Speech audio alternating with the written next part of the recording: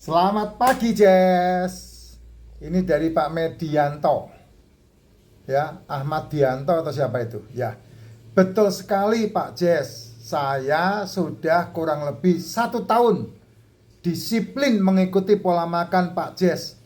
Badan tambah sehat, tenaga kayak masih muda. Yes, itu dia. Yang paling penting yang belakang itu, tenaga kayak masih muda. Ya, umur saya setengah abad lebih, Jess. Umur saya setengah abad lebih.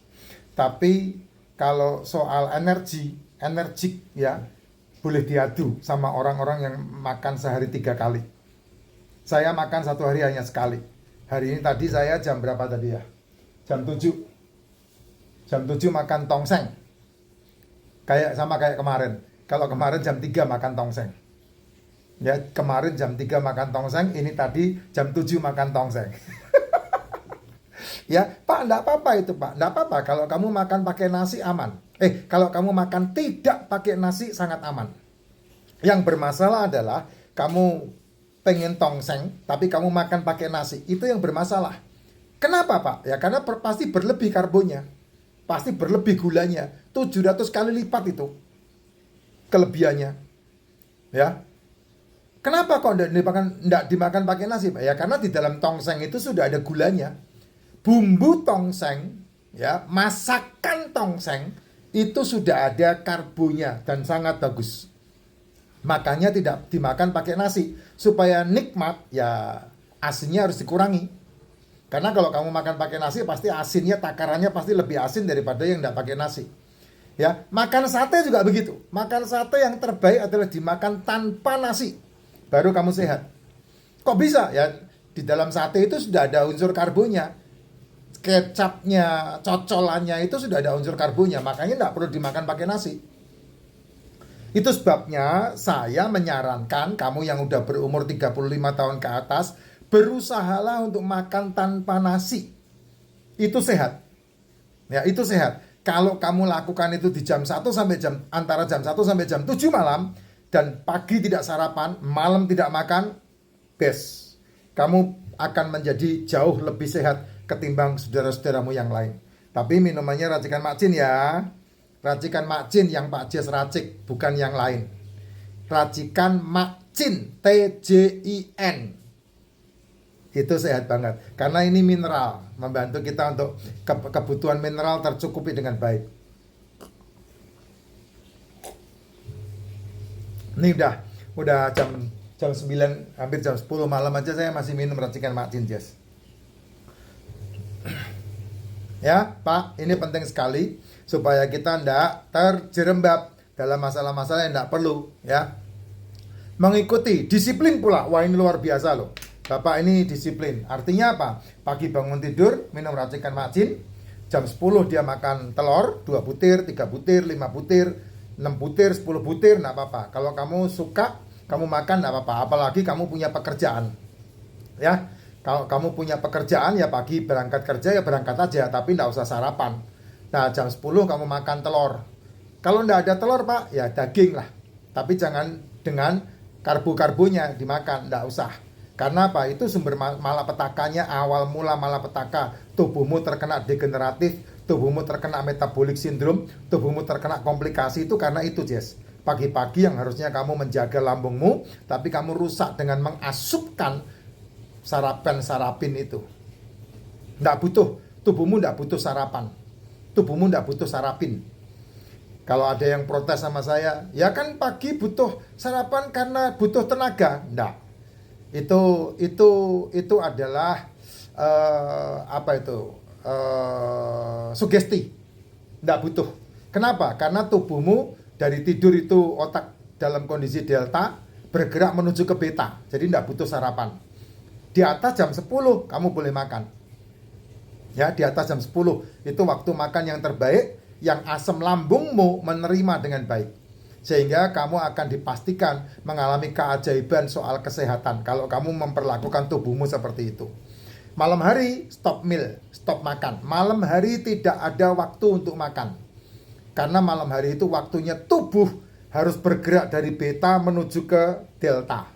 Itu yang harus terjadi, makanya tidak boleh diasupkan makanan.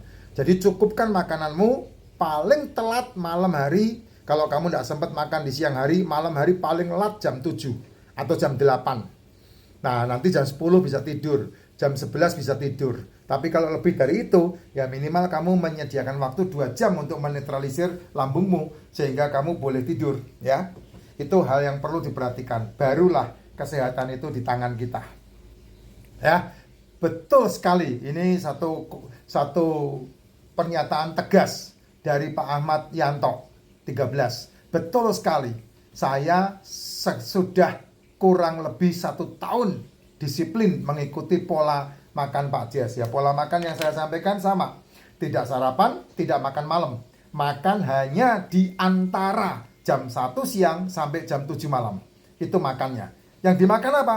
Yang paling bagus ya telur, ikan, daging, seafood. Itu yang paling bagus. Tahu tempe boleh enggak, Pak? Boleh, enggak masalah. Sayur boleh enggak, Pak? Boleh, enggak ada yang larang. Nasi, singkirkan. Tepung, singkirkan. Jajanan, singkirkan. Cemilan, ya singkirkan. Tapi kalau kamu masih mau nyemil, ya monggo silakan. Dibuatnya ketika kamu beraktivitas nyemilnya. Gula, aman sih singkirkan, Jess. Tapi kalau kamu masih harus minum dengan gula, ya enggak masalah. Pakai sedikit manis masih boleh, masih tidak ada problem, tidak ada masalah. Tapi kalau kamu udah kena masalah yang namanya kanker, tumor, jantung, ginjal, diabetes, cuci darah, apalagi prostat, nah itu harus dibuang itu. Karena malapetakannya awal mulanya dari gula itu. Apa itu gula? Nasi itu gula. Apa itu gula? Jajanan itu gula. Apa itu gula? Cemilan itu gula. Apa itu gula? Minuman berenergi itu gula. Apa itu gula? Mimian itu gula. Apa itu gula? Cemilan, gorengan, gorengin itu gula. Jadi itu lebih baik disingkirkan. Ya, supaya apa? Supaya tubuhmu membersihkan dirinya sendiri dari masalah yang menimbun di tubuhmu itu. Gula yang kamu makan, yang tadi saya sebutkan, kalau tidak terpakai oleh aktivitasmu, maka dia dititipin di bawah kulit, namanya lemak, namanya cadangan energi, tapi membuat kamu menjadi penyakitan. Berbeda kalau kamu makan lemak, ya, makan lemak hewan, makan lemak kambing, makan lemak sapi, makan lemak ayam, itu beda. Itu makanan sel, harus dimakan.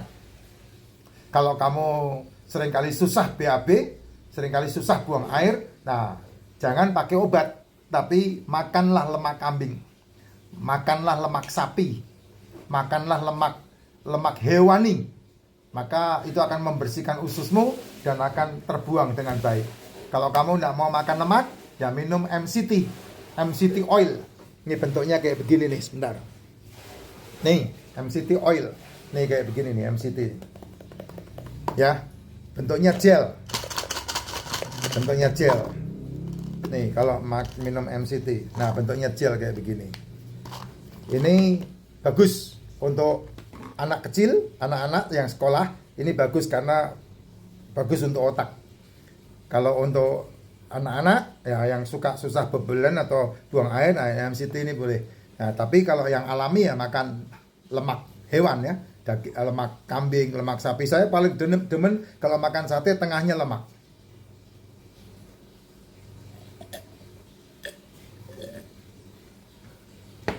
Baru kamu bisa, Pak itu tadi obat, bukan? Ini suplemen namanya MCT. Ya. MCT itu apa, Pak? Di Google dah. Cari di Google. MCT itu apa? MCT sama-sama VCO enggak, Pak? Beda. Jauh. MCT bukan VCO. VCO bukan MCT. Tapi bahan dasarnya sama. Dibuatnya prosesnya sama. Jadi sebelum VCO itu MCT. Ya sebelum jadi VCO itu MCT. Bisa buat sendiri lah, Pak. Ya, kalau kamu koper yang buat toh sana. Tapi kalau saya lebih ringkas beli. Terus kemudian kalau kamu beli MCT, cari yang bukan ya, kalau MCT 500 gram atau 1000 gram miligram masih oke lah ya. Tapi kalau yang probiotik harus 100 billion up baru bermanfaat. Kalau di bawah 100 billion enggak bermanfaat, yes. Ya ada manfaatnya cuma enggak seberapa. Tapi kalau 100 billion manfaatnya bagus. Nah itu pola-pola yang harus dilakukan sehingga kamu mendapatkan nutrisi yang baik untuk tubuhmu. Dari apa? Dari makanan sehat.